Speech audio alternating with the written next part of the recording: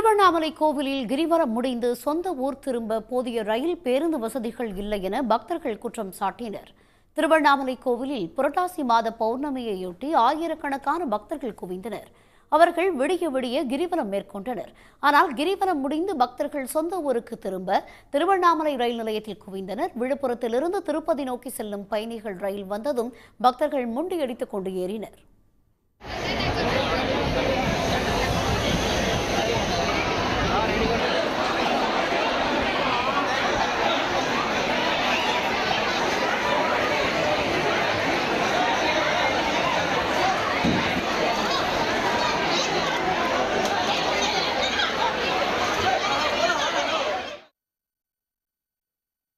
எனினும் மற்ற ஊர்களைச் சேர்ந்த ஏராளமானோர் ரயில் நிலையங்களில் குவிந்திருந்தனர். பௌர்ணமி காலங்களில் திருவண்ணாமலைக்கு கூடுதல் பயணிகள் ரயிலை இயக்க வேண்டும் என்று அவர்கள் கோரிக்கை விடுத்தனர்.